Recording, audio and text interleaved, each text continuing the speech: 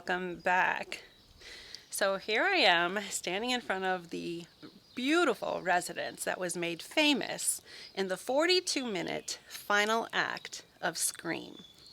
It is located out here in Tomales, California, and it is beautiful. It is a private residence, so do not try to come out here on your own. However, you can reach out to Spring Hill Estates and arrange a private tour if you would like.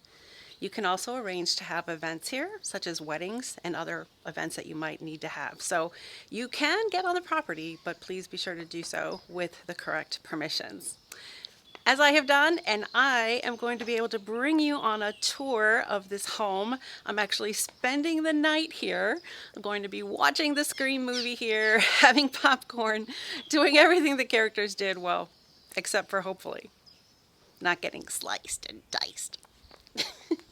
So it has been said that the night, it was a 42-minute scene, and it took, gotta have our little friend there in the background, 42-minute scene. It took 21 consecutive nights to film. They filmed from the time the sun went down until the time the sun went up, because the party was being held at night, right? And just as the movie wraps up with the sun rising, that's when they quit filming for the day. It was said to be the longest night in horror movie history. In fact, the crew jokingly had t-shirts made that said, "I survived scene 118," because 118 was the number of that scene. So it was grueling. People are usually not used to being up at that time of night, right? There were times where they were tired and they would have liked to go home, but the director called action and they jumped to it and they did the work that they were here to do. So I'm going to go on in. I'm going to give you a tour. I'm going to take you through all the rooms that you see in the movie. Now, this is a real residence. People do live here. So there are some rooms that are off limits. They weren't in the movie, so we don't really need to, highlight them. But I'm going to be able to show you all of the rooms where all the action took place, from the very beginning of Stu's party to the surprise reveal to the very end. And I'm spending the night, so I'm hoping I could actually come out here at night and do some photography just like they did in the film. So if you like scary movies, I invite you to come along and see Stu Macher's house with me. So before we enter the home, I thought I would give you just a little look here of the property. This is in front of the home. This is the driveway that all the kids drove up that night on the way to the party. You don't get to see that too often. It was dark in the movie, and this is Stu's house in all of its glory. So you can just imagine all the kids were arriving, and they were all walking up that front driveway. Tatum and Sidney had gone to the grocery store. They were bringing in the groceries that they bought. And of course, they have equipment to get way on high that I don't have. So you'll have to use your imagination a little bit. But this is where you would have seen every party goer arriving for the big event, with no idea of what a scream the night was really going to be.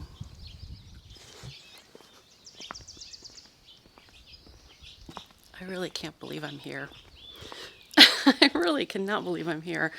I am super trippy. I hope I don't run into him tonight. Let's go inside. Let's do this. There is a plaque over here indicating when the home was built. 1990, if I can get down there and give you a look at it. Built by Earl J. Coates for Jack and Carolyn MacPhail. I think that's how it's pronounced, MacPhail. So it's right here on the front porch, under the window. Nice little dedication. I am so tripping out right now. Oh my God. Think of all those scenes that took place on this porch. But we'll get to that later. Let's go on inside.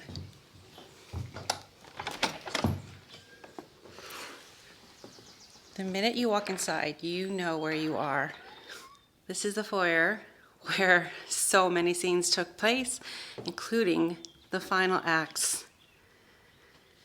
The paint colors are a little bit different, but other than that, I feel like it looks so much like it did in the movie, right down to the furniture And the mirrors. The lighting is a little bit different, but not too much. The floors. I'm going to show you really quickly the living room. This was not really featured in the movie that much. You do see it when, towards the end, Deputy Dewey Boy comes running in and he's standing there posing with his gun on guard. You do see it when one of the characters quickly just kind of darts through it on their way over here towards me. And when Billy does his famous fall down the stairs, you do see a little bit of that sofa. It was arranged, I think, facing that way, so you get a glimpse of it. But the room itself is not featured. There's no scenes that take place here. So I just wanted to take a minute and show it to you, and then show you some of the fun things that they have over there on the mantle. So if we go a little closer, we have, what's your favorite scary movie? We have Jiffy Pop. Maybe we'll make some of that later. And then up here, we have the VHS selection of movies that the kids had to choose from that night of the party at Stu's house. Some of the ones that Randy was mentioning, and of course they ultimately ended on Halloween. Great choice. We have some Ghostface artwork. Little figurine. So definitely getting decked out for the Scream experience. Here's some additional items on display, some posters, some stickers. I love this one. I think that's classic. The beautiful house. Definitely got the Scream theme going on, and as they should. All right, so let's go ahead and walk through this hallway here. I'll point out a few things along the way. This right here is the coat closet, which at the end of the film, Sidney jumps out with an umbrella, and she gives Billy a nice good stabbing, which actually the screams he uttered were real because she missed the protective vest or whatever it was that he was wearing. So she really did get him good. But that's later on. We're going to come into this room, which didn't really have this much furniture in the movie, but you do see these back doors in several scenes. Let's move over here. And here we have the formal dining room. Now in the movie, this was the room where they were watching the movie. This is where they were all hanging out. There were the red sofas. The television was in the corner. But now it's a dining room. In fact, it always was a dining room. They just turned it into a TV room for the movie. So after we see the kids arriving for the party, the next thing we see is Tatum and Sidney arriving with the groceries they purchased at the grocery store. Gonna have to go backwards here. Imagine this being the room with the sofas. We kind of see them walk through here and into, I would say, one of the most famous kitchens in Hollywood movie history. Everybody's kind of gathered around the island here. Some of the guys are drinking beer through a hose, and Tatum comments about how mature that is.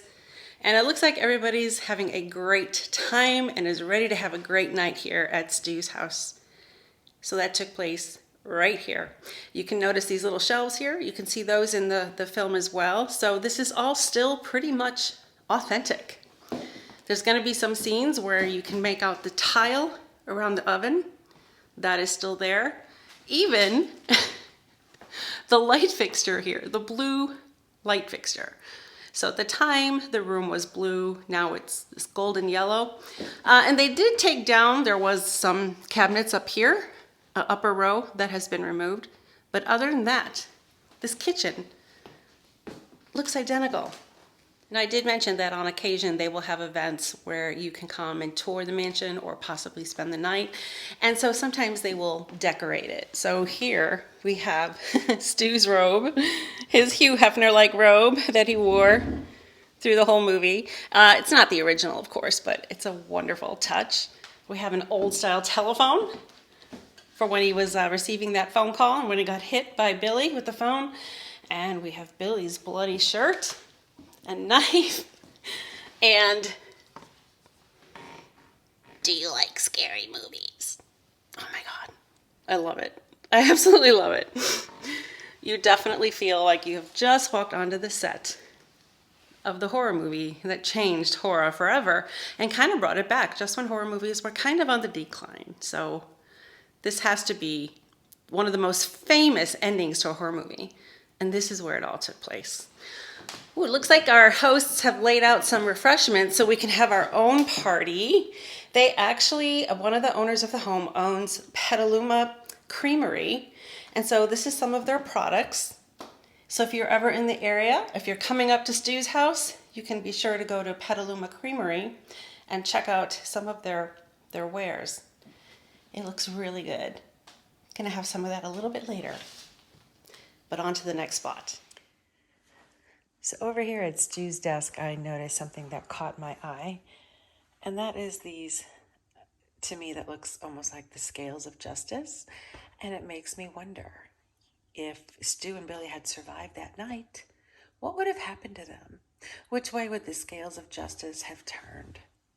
Would they have been found guilty and sentenced to life in prison, or released on reasons of insanity or something like that? Something I've never really thought of, but this item here that reminds me of the scales of justice a little bit just kind of made me start wondering about that. What do you think? The next thing you know, we are back in this room and the party is in full swing. Randy is standing over there. Everyone is kind of sitting on the couches here. Tatum is curled up with Stu, unaware at that moment what a psychotic, deranged killer he really is. Although, I think after you've seen the movie, it's kind of apparent, and you wonder why you didn't pick up on it the first viewing. Anyway, I digress. So, Randy is standing over there asking everybody, what movie do you want to watch? Do you want to watch Hellraiser? Do you want to watch Evil Dead? And somehow they all end up watching Halloween, which is what I would have picked myself. It's one of my favorites. And then just then there's a doorbell. Stu's sitting on the couch. He gets up, goes to answer the door. And the next thing you know, we have Deputy Dewey Boy walking into the room here with Gail Weathers. And of course, everybody's like, what is she doing here? Or Tatum, at least. Tatum is not happy that she's there because what she has done to her friend by writing a book about the murder of her mom. So they kind of allude to the fact that this was the door that they came through, but this is actually the back door to the residence. So that's not really where they would have come through. They would have come through the front door that I showed you before. So it's just a little bit of Hollywood magic. Now when Tatum says to Dewey, what is she doing here? She would have been standing over here in this direction, but I feel like the background that's behind her looks a little bit different than that. So that I don't know that that's original, or maybe they mocked it up a little bit, but she would have been standing kind of right in this area, kind of where the dining room table is now, and she was doing that come here to Dewey because she wanted to have a talk with him. So that would have been right here in this room. Oh my gosh.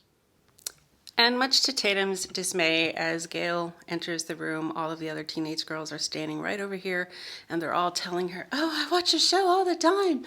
And she's enjoying the attention. So Tatum wasn't thrilled she was there, but the rest of the girls were.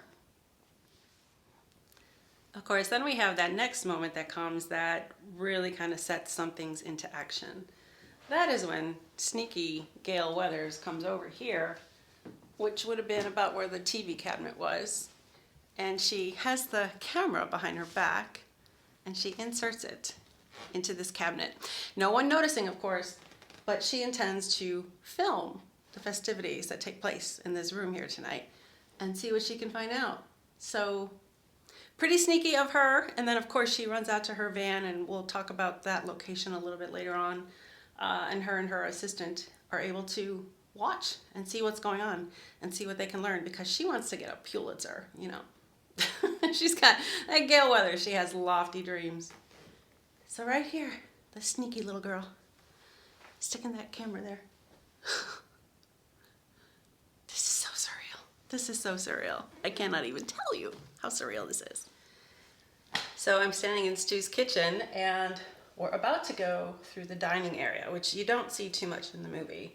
But that is where one of the characters takes her final steps on her way to what would be, I think, one of the most iconic deaths in horror movie history. and that would be Tatum's death in the garage. So let me turn the camera around and give you a look at what I'm talking about. All right, so this is, like I said, the eat-in area of the kitchen. You don't really see it too much in the film, other than you just quickly see Tatum walking by it on her way out to the garage. Because the guys want more beer, right? So she's got to get some beer. So she goes out to the garage, and I can't believe I'm about to open this door. Oh, wow. Obviously, it looks a little bit different than it did then. Not too much, though. Oh my God, I'm standing on the steps where she encountered Ghostface. Whew, wow. Wow. Okay, so this is the garage. Over there is the refrigerator she would have went to. Might not be the exact same refrigerator, but it seems to be in the same space. And here we can get an angle of Tatum entering the garage, where we have that famous shot that poor actress is known for, you know, with the headlights on full display. Let's just leave it at that. And then she goes over and clicks the button to open the garage. Oh my God, y'all, I'm literally standing on the stairs where Tatum encountered Ghostface. Wow, this is incredible. This is so incredible. If I haven't said it yet, I am so appreciative to Spring Hill Estates for allowing me to come here and spend the night and have this experience. Anyway, she opens the garage, she presses the button. I think she's probably trying to turn on the lights or something, but she realizes that opens the garage, so she closes it and goes on her merry way. So let's go follow her footsteps. She comes down these steps over here. We kind of see this pole, which is out of frame at the beginning, and then it comes into frame later on. And she walks this way towards my camera. She makes her way over to the refrigerator, and you see this column in the shot, and you actually, I don't know that you realize it, but there are stairs here. I feel like in the scene they were maybe blocked off, but those are actually stairs that lead up to a loft area. So she'll go over there, and she opens the fridge, bends over, and starts collecting the beer bottles. As Tatum is collecting that beer, the door mysteriously closes. She doesn't really notice that so much, but she does notice when a bunch of garden tools get knocked over. Startles her. She turns around to take a look, and it also startles the cat, who goes running out here through, I would call it a doggy door, but I guess it's a cat door as well. Right there on the bottom right, that is where the cat makes the escape. And that is what gives Tatum the idea for her eventual escape, which, as we know, eventually turns out to be the cause, or one of the causes of her demise. I guess Ghostface was the true cause. So poor Tatum heads back to the door, tries to open it. It doesn't open. She does a knock on the door and says, "Hey, shitheads, let me in." So she opens the garage door again, like we saw her do previously, and this time she actually heads over to the garage and is about to make her exit from the garage when all of a sudden, mysteriously, the garage door closes. She turns around and, of course, is startled to see Ghostface. Now, at first, she thinks it's some kind of prank, and she said, "What is this? I spit on your garage." And she actually just decides to walk right over to Ghostface, standing there on the steps. And that's when we have that really entertaining dialogue where she says, "You better lose that outfit, because if Sidney sees it, she'll flip." And of course, Ghostface nods his head no. And then she says, "Oh, you want to play psycho killer?" To which, of course, he nods his head yes. And she says, "Can I be the next victim?" And again, he nods his head to the affirmative. And that's when she delivers that line, that unforgettable line. "Please don't kill me, Mr. Ghostface. I want to be in the sequel." He still doesn't move. She says, "Cut it out, Casper." And he actually does whip out a knife, and no, he cuts her. He cuts something out, right? There's a struggle. She goes over, running over to the refrigerator. She drops the beer bottles. Total waste of good beer. She opens the refrigerator and knocks him out for a second with the door, but that doesn't keep him down. The struggle continues. There's a somersault, and he ends up right here at the bottom of the stairs I'm standing on. Well, she makes a beeline for that garage door, thinking she can escape through the same little doggy door that the cat escaped through earlier. Oh boy, was she wrong. Ghostface stands up, opens that garage door, presses the button, and we all know what happens next. What is it? One of the most memorable demises in horror film history. Possibly motion picture history. I don't know. Definitely horror film.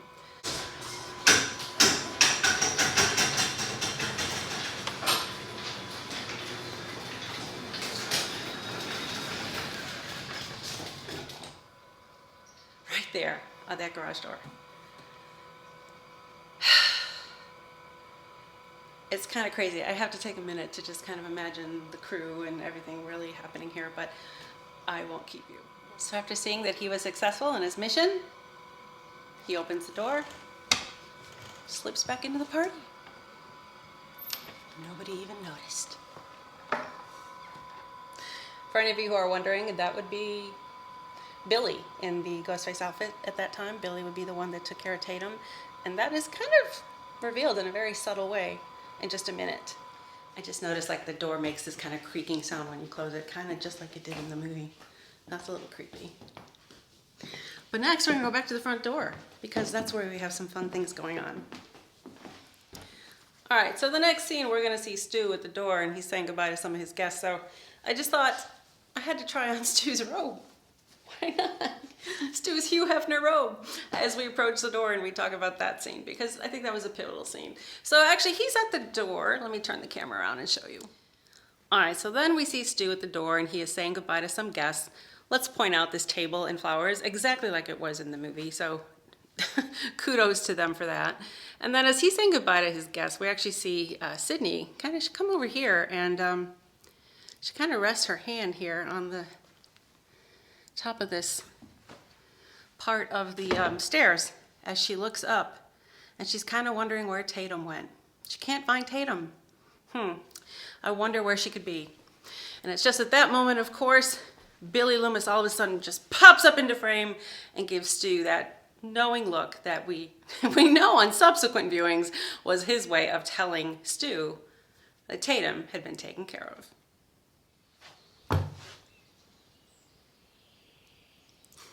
So after Billy arrives, Stu suggests that the two of them have a talk, go upstairs, whatever.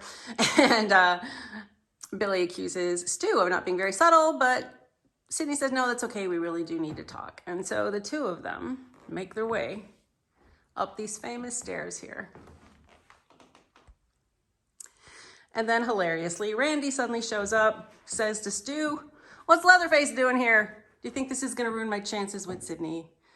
And Stu says, as if.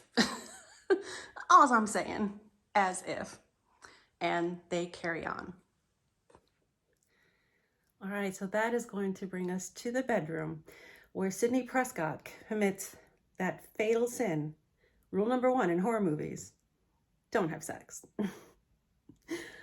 It's a little bit different than it looks in the movie. And I don't just mean decor. I mean, there was a little bit of Hollywood trickery involved in this scene. So I'm going to give you a look and we can talk it through.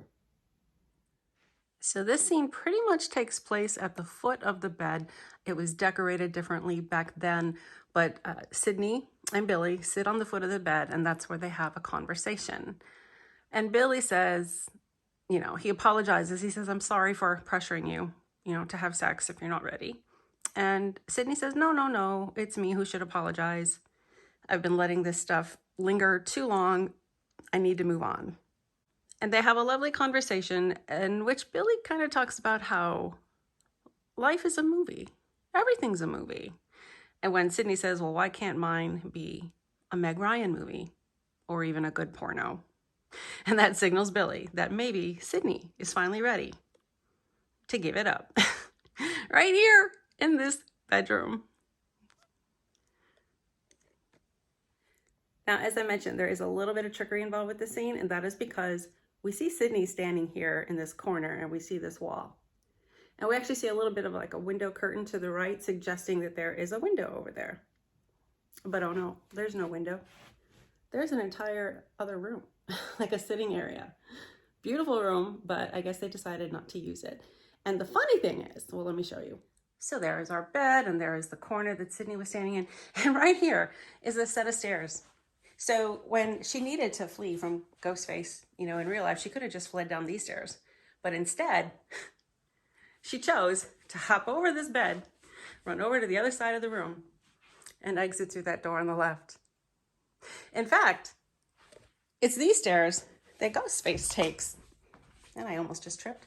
It's these stairs that Ghostface takes when he begins the pursuit against Sidney through the house. Hollywood magic.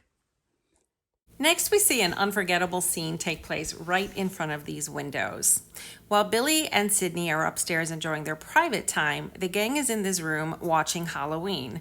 Now remember, where the table and chairs are now, we had those red sofas, so everybody was sprawled out on the furniture when Randy mentions the rules that apply to horror movies if you want to survive.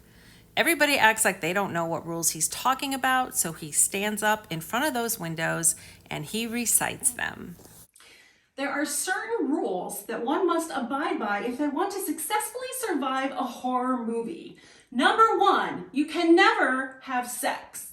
Not allowed. If you want to survive, if you don't want to, if you have sex, you're gonna die. Number 2, no drugs or alcohol. It's an extension of number 1. It's the sin factor.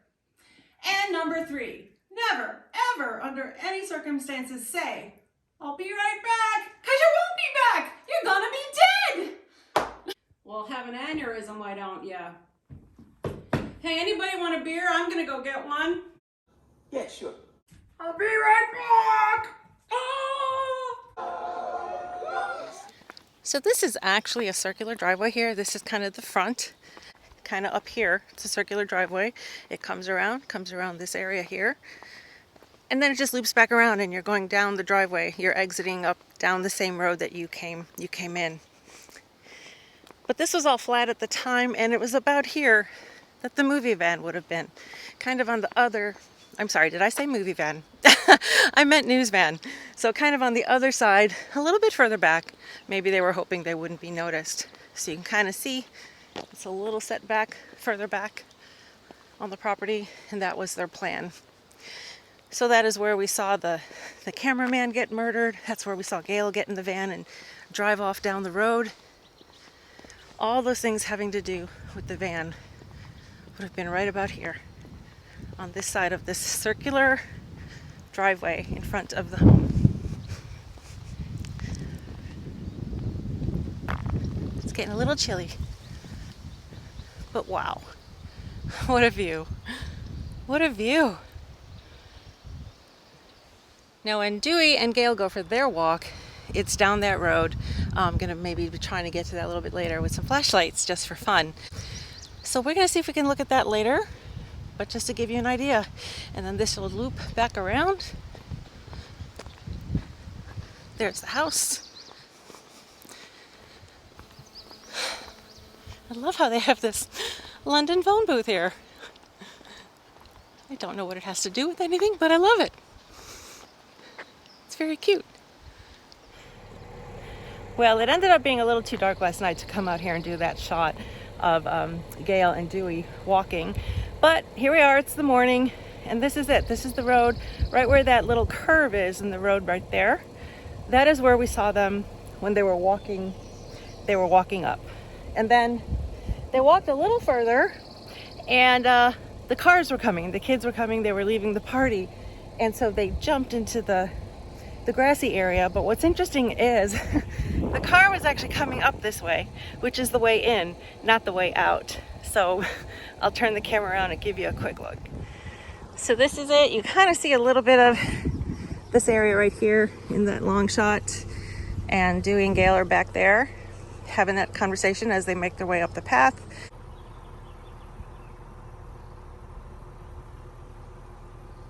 And then the cars start coming from way back as they're walking up, and they go diving into the brush. And of course, that is when they discover Mr. Prescott's vehicle. And they realize that something isn't right in Denmark. So after the deed is done, and Sidney has committed cardinal sin number 1 for horror movies, right? She is sitting here on the edge of the bed, right where I am right now. different bread spread, but anyway. And then Billy is sitting over there in that little corner, if you can see it, propped up against the wall. I can't point backwards, that's a little difficult. But kind of right under that vertical mirror. There we go. And he's asking her if she's okay. And of course she says, I am. And then she's thinking and she starts asking him about, you know, who did you place your first phone call to? You know, at the police station, you get one call. Who did you place your call to? So even though she's been told that he's not the one that attacked her in her house, he's not the one that made the calls, there might still be a little seed of doubt, maybe. So she turns to face him, and that is when Ghostface makes his appearance. Only this time, we know the Ghostface is actually Stu. So I'm gonna come over here and open this door to this beautiful blue bathroom. It's a gorgeous bathroom in real life, but I wanted to point out that you do see that blue tile. When Stu, dressed as Ghostface, he's been hiding in the bathroom, he opens the door, and we do get a shot of that tile on that wall there. So if there was any doubt that this is the room, that would confirm it. And that, of course, is when Sidney sees Billy get stabbed to what she thinks is death, stabbed to death by Ghostface. That is when she is standing here in this corner, and whoops, there we go. We think that's the extent of the room, but of course, as I just showed you, it's not. And after he finishes with Billy, the chase is on. Ghostface comes for Sidney, and that is when she decides to run all the way across the room, you know, instead of taking these stairs. And the chase through the house begins. This house is a beautiful house, and it has a very unique layout. I absolutely love it. So when she first hops across the bed, she comes out through here. This is a sliding door. Now it's a little bit, it's got an issue right now. It's not quite closing 100% right, but you can see that is the sliding door that she closes behind her. Then she runs across this area. There was a big stained glass window over here. It's no longer there. In fact, I was told that all of the stained glass windows that you see in the house, they were actually put up for production. So they weren't really part of the house, but they have made this nice little recreation as a nod to the film. So then she continues through this room. This would be Stu's room. You can see the fireplace. The bed is over this way, but you definitely can see the fireplace to make it out. And then she comes this way, heads down this hallway. Don't really see those other rooms. Starts to come down these stairs when, who does she see coming up the other side? It's Ghostface. And as I said, those are the stairs that were in the room we were just in, the main bedroom. So of course, she turns around, hightails it out of there. I'll see if I can kind of run backwards here with Ghostface in hot pursuit. Comes back through here, starts to shut the door when Ghostface attacks it or hits it with his knife, and you could still see the marks left behind from production. I think that's pretty cool. All right, and then after she slams that door, she turns this way, and right there where the bed is now, there was a door, and she went through that door and into the attic. Now that door has since been walled off, so you cannot get to the attic from there. You can see the attic, if you will, if the sun doesn't blind it out. Right up here, you can see that that's the attic. Look at that view. Okay, so I previously showed you the bedroom and I showed you where the door to the attic used to be. This is the other side of that. So that's where that door would have been. That's where Sidney came when she was fleeing from Ghostface in hot pursuit, which led to this attic room. Now this room is right now being prepped for the Scream experience that they're planning. But you can definitely see this is the room due to the shape of the roof. It's very distinctive. They're getting ready. They're putting some Scream memorabilia up. So I'm going to save that and try to keep that out of frame and make that a surprise for anybody that might come. But this was that attic that she ran through. And these windows back here are the windows that she was pounding on, hoping somebody, you know, down below would see her. Let's see if we can get near them.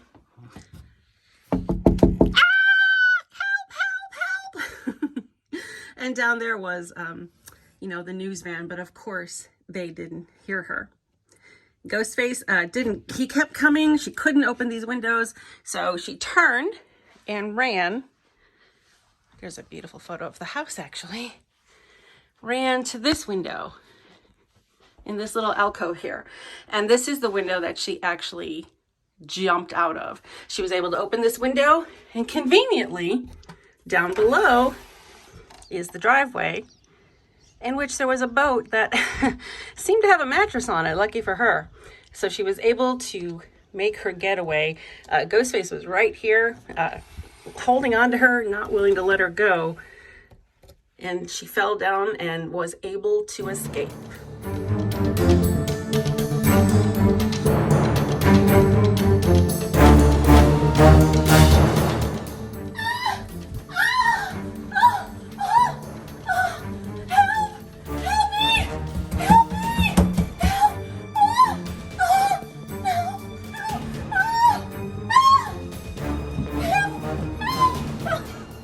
Still kind of cannot believe that I'm here. I cannot believe I'm spending the night here. I'm still just sort of soaking it all in. Walking into this house, it's like walking onto a live movie set. I mean, yeah, a couple little things have changed, but for the most part, it looks exactly the same. Like, they really haven't changed much. In fact, I think they left a lot of furnishings and things behind. The property was vacant at the time Scream was filmed. So the filmmakers furnished it the way they wanted. Anyway, I wanted to give you a look at the room Sidney was trapped in from the outside and how she made her escape. So let me turn the camera around and show you. So this is the front of the house, and that attic that she ran into to escape from Ghostface was up there, and she was at that window on the right, pounding, screaming for help, but of course nobody heard her. Look at this. This is spectacular. So when she could not get out that window, she ran to that side window I showed you on the inside. And of course, when she jumped out that window, she landed on the driveway over here. So we'll go take a look at that next. That's where the boat happened to be that she landed on from that side window. All right, so when we first see Sidney, she's banging on that window up there. And then when she realizes she can't get out, she comes running over to this window right here.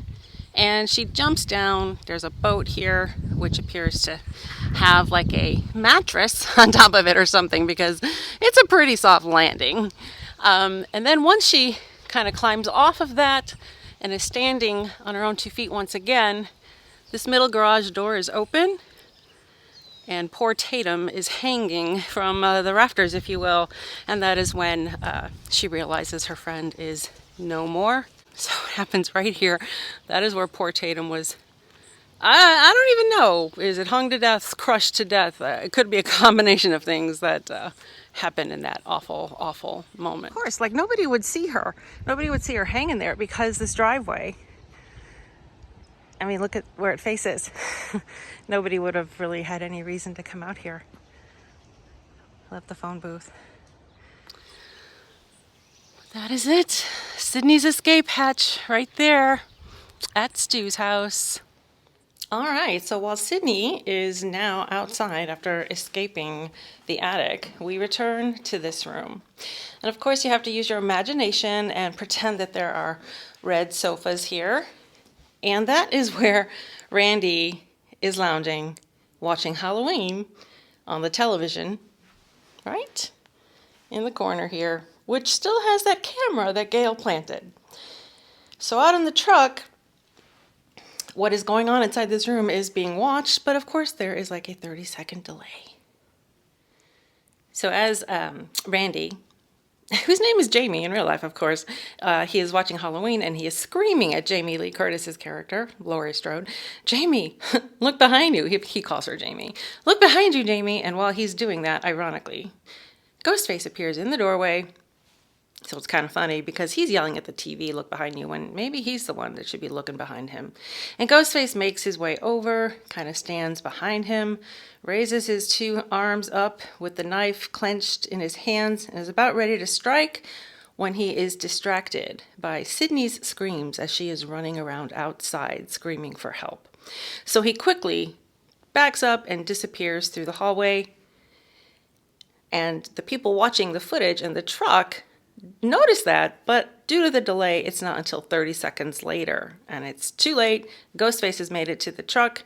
And that is the end of Gail Weathers' Film Guy.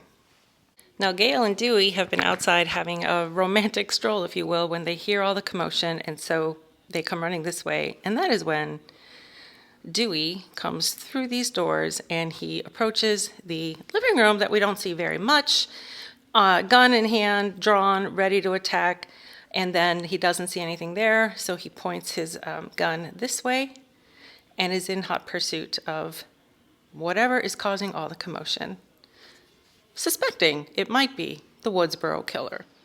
So next, a lot of the action moves to the film crew van over here.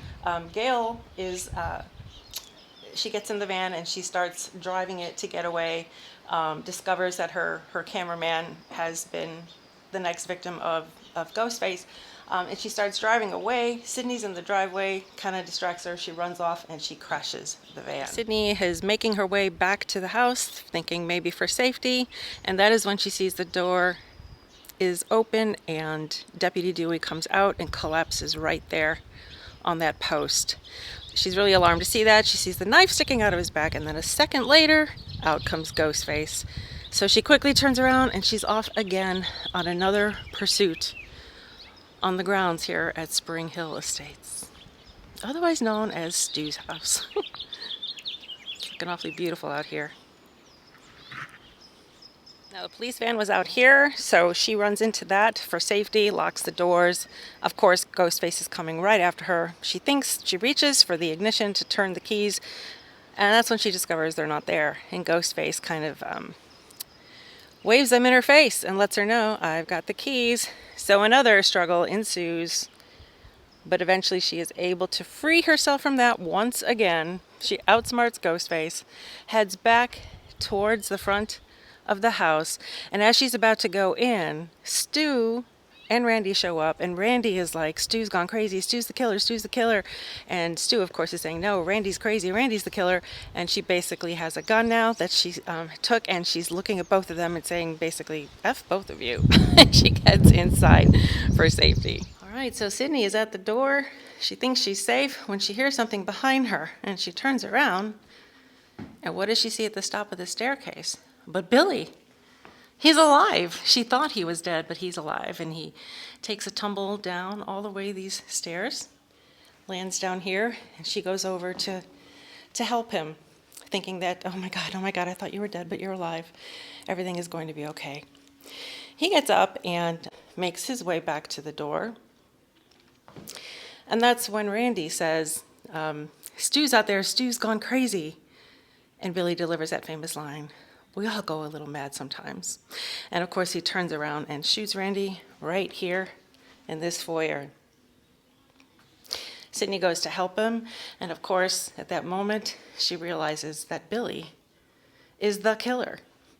Maybe not sure that there's two killers yet, but she knows that there's trouble. And he is standing there at the door, licking the so-called blood off of his fingers, saying that it was just made with corn syrup, the same thing they used in the movie Carrie.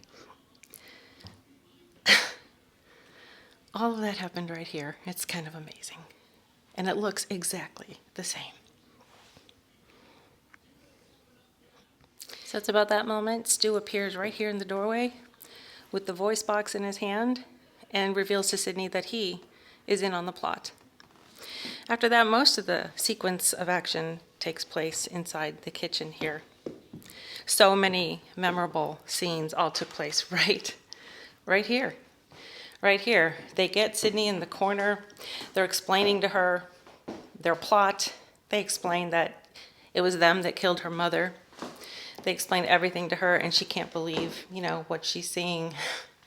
Everything in here looks pretty much exactly the same. The same refrigerator, the same tile. The teapot over here is actually the same as well that was seen in the film. The kitchen island, I love these little screen props. The little shelves in the island, everything is exactly the same.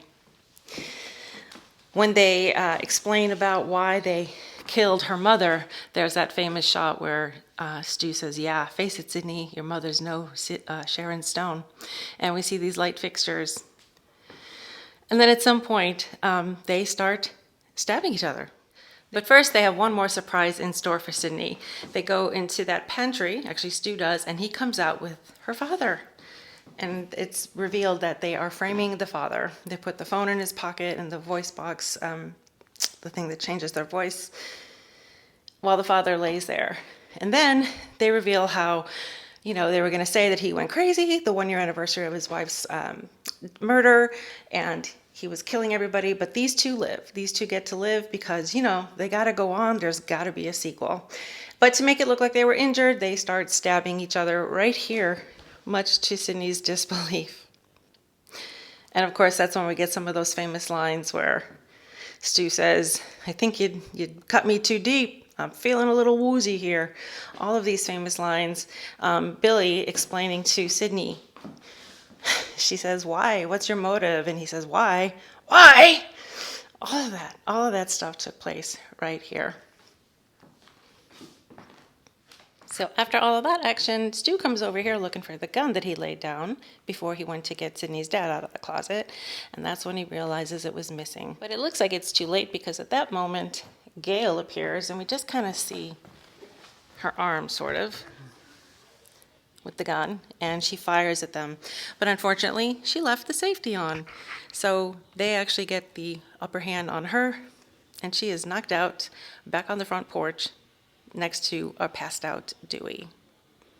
Sidney thought she was saved, but not yet. Back inside the kitchen, while they were dealing with Gail, they didn't realize that Sidney escaped. So back inside the kitchen, they're dealing with a phone call from her, letting them know that she has called the police. Billy can't believe it. He goes into the TV room back there and starts ripping up some pillows. Meanwhile, Stu sits down at the desk. Billy gives him the phone. And he said, did you really call the police? My mom and dad are going to be so mad at me. So pretty memorable lines. And she says, what's your motive? And he says, peer pressure. All took place right here.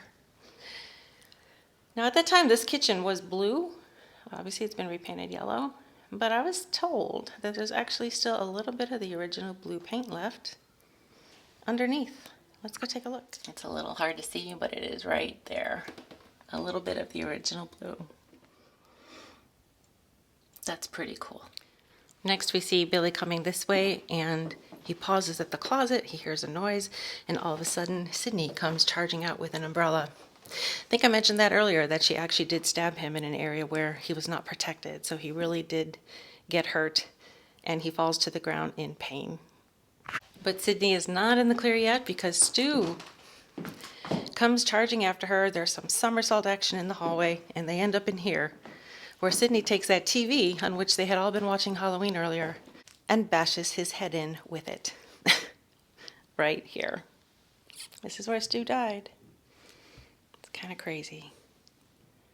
Now poor Sidney can't catch a break because Billy comes after her again. There's another struggle here in the foyer where he tries to strangle her and stab her when all of a sudden Gail appears at the door. And this time she took the safety off and fires at Billy, successfully hitting him this time. So I believe Billy is laying somewhere on the floor over here, because that is when we get the great shot. Sidney walks over to him and is looking down at him, and we see that great shot of this banister up above. And of course, Randy and Gail join her, and they're both looking down at him when Randy says something about, in the movies, the killer always comes back for one more strike. And Billy comes to life for a second, and Sidney shoots him and says, not in my movie. Just when they all think they're in the clear, they hear a loud crash, and they realize it's the sound of Sidney's father breaking out of the closet. They had forgotten about him and the commotion. They rush to his aid and take the duct tape off of his mouth. And Sidney's nightmare finally comes to an end. Or does it? With that, we see Randy being wheeled away in an ambulance. And Gail actually goes, this was kind of cleared out at that time. She's probably about halfway in the middle of it. And that is where the camera starts rolling and she starts giving her news report, her breaking news report about what has just happened in Woodsboro this evening. So somewhere in the middle of that's kind of hard to get to now. And then the camera goes high and we get this beautiful shot, parting shot of the home. It's supposed to be sunrise, but I understand it was actually done at sunset as the camera pans off into the distance. So that is how the film ends, our 1996 Wes Craven classic Scream. But that's not where my night ends. I'm going to be going inside, having dinner, watching Scream here in the Scream house, having popcorn just like the characters did in the movie. And maybe filming a little extra fun, just for fun footage. But I hope so far you have enjoyed the tour, this little kind of scene by scene tour of the home and where everything took place. What an if you get an opportunity, contact Spring Hill Estates. And if you have an opportunity to take advantage of one of their Scream events, do it. You only live once, and this is a once-in-a-lifetime opportunity. So after working all day on this video, I am now sitting in the Scream kitchen, having dinner. Little salad. Yum, yum, yum. In the Scream kitchen. I don't freaking believe it. This is so trippy, so trippy. So I just wanted to give you a look at my room real quick. This is not a room that was in the movie. I'm trying to be quiet because it's pretty late. But it's a beautiful room. And as you can see, they have it decked out with some Scream items. We have our little Ghostface. Yeah, okay. And we have clothes. I believe that Billy wore, I think. Looks like his outfit. Not too much else. There was a Scream blanket on the bed, but they just took it away for laundering. So it's got the colors, the red and black. Got this gorgeous fireplace. There's like 7 different fireplaces in this house, I believe, is what I counted. And then there's a bathroom just down the hall. So if you were to do a private one-on-one overnight experience, this might be your room as well.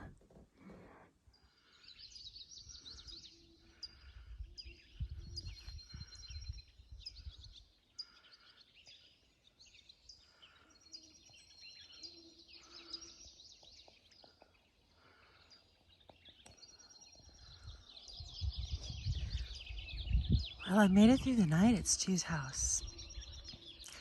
And just to give you an idea of what it looks like, first thing in the morning, Stu's house at dawn. Pretty incredible.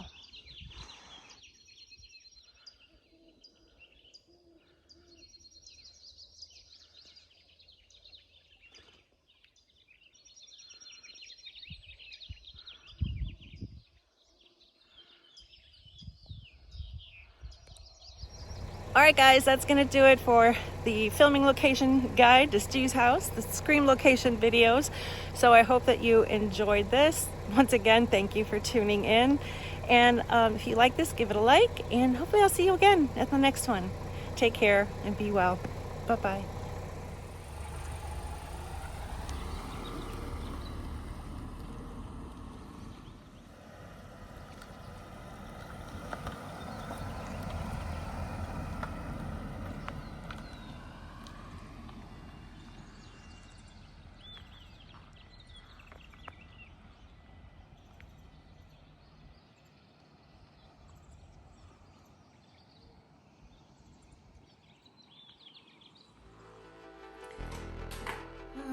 I'm a little famished. What a day, what a day.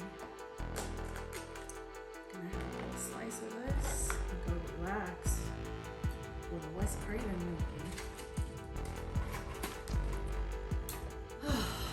Days like this, I tell you. Almost makes it not worth living sometimes. Where's my husband? He should have been home by now. I guess his day ran a little long. I don't know. Maybe I should give him a call. Where's the phone? Oh, hi, honey. How was your day? I was getting worried about you. Did you have a good day? Yeah, no? It was a bad one, huh? Let me tell you, I have a bad one too. You know that flight I had to take from Chicago? There was a baby that would not stop with the scream. I mean, screaming and yelling and screaming and oh yeah, I wanted to take that. Yeah, you know what I'm talking about. But you know what? I made your favorite thing for dinner, so you can relax a little bit, enjoy that, and then maybe we can go cuddle up on the couch and watch a movie. What do you say? Will that make things better? Yeah, I'm so glad I married